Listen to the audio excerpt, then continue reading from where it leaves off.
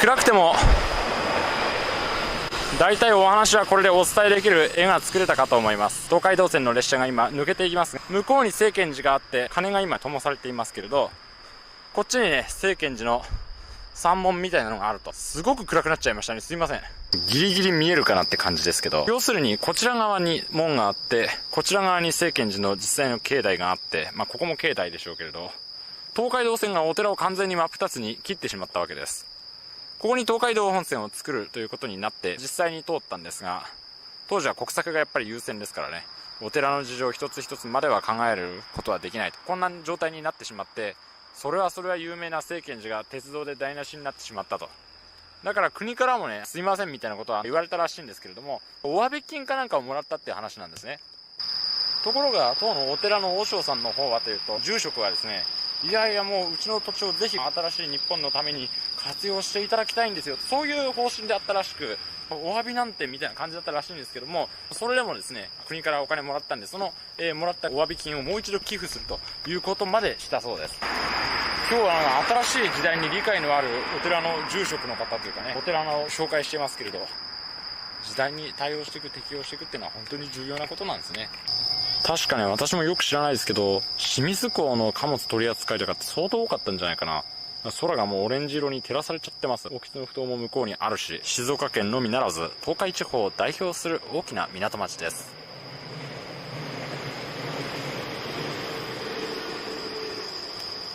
さあ、じゃあ出発だ。あれに乗ればすぐに静岡なんですけどね。でもそんなんじゃね、楽しめないようなことをいろいろ味わってきましたよ。まだ 70% もあるな。もう一本電車が行くようですよ。見てるとキリがないからな。さて、すいません。すっかり言い忘れておりましたが、もうすでに興津を過ぎています。次は東海道第18番目、清水です。間違えました。清水じゃないや。江尻だ、江尻。僕の顔暗くて見えないかな。よくよく考えたらね、夜なんで危ないじゃないですか。こういうの着ないとね。後からの車に見える。僕の顔は見なくてもこれが見えるんだから、やっぱ効果があるってことですよ。1号線からまた旧街道に分岐しますと、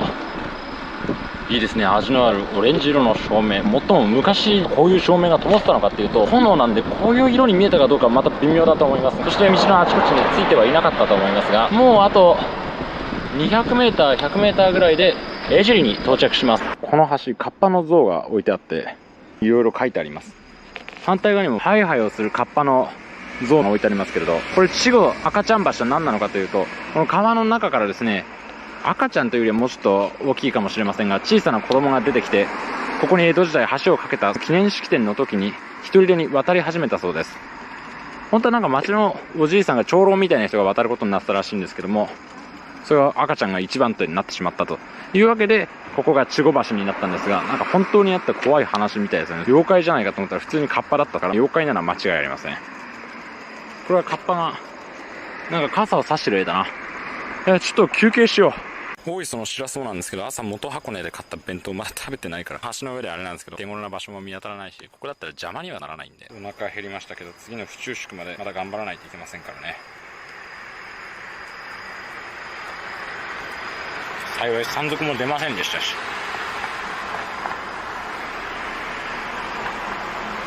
よし、時刻19時13分。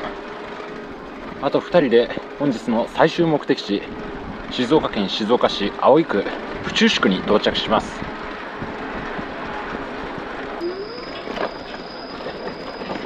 東海道線の踏切、追分踏切というそうです。何の道と枝分かれをするのか私は知らないんですけども、東海道線とそれから静岡鉄道が2つあるからね。それで追分という地名については調べました。やっぱ主要な幹線道路が枝分かれをするところですからね。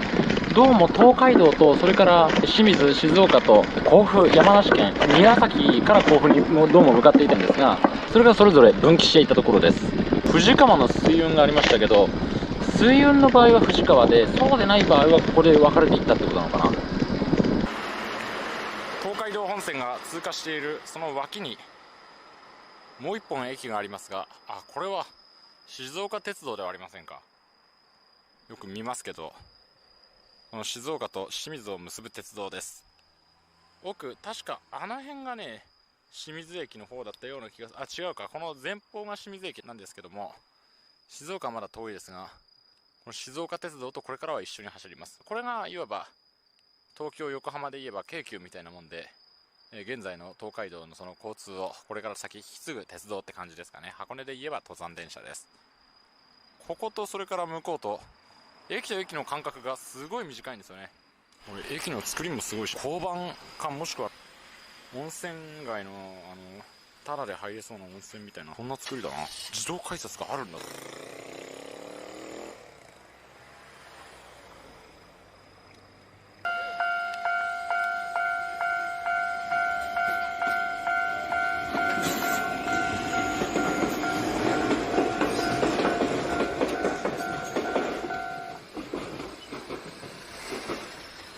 なるほど。旧東海道をぶっ壊した真犯人が今出ていきますよ。 EF210、 その裏には東海道新幹線も通ります。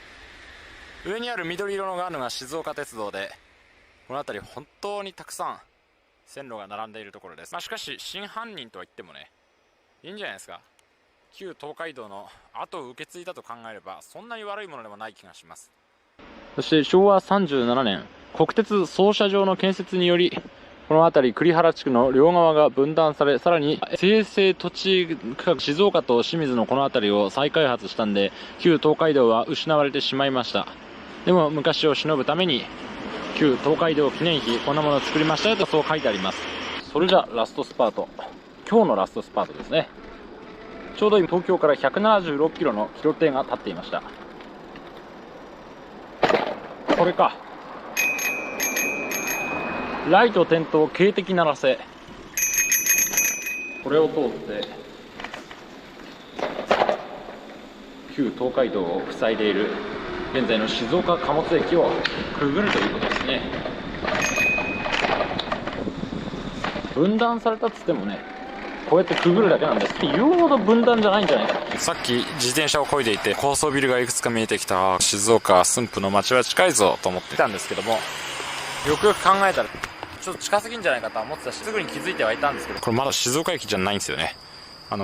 東静岡駅です。東静岡ってもともと貨物の扱うための施設があったんですけど、全部いらないってことで貨物用地に全部移しまして、そしてこの空いているところにですね、ビルとかタワーマンション建てて再開発したということで、全部じゃないと思う、どっかこの辺だと思うんですけど、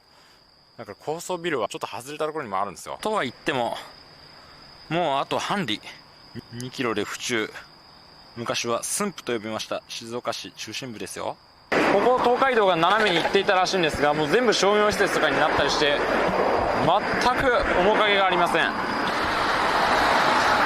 さすがに街の明かりが立派です。まともな時間に静岡に到着できたのは大きいですよ。時刻ただいま20時46分。明日は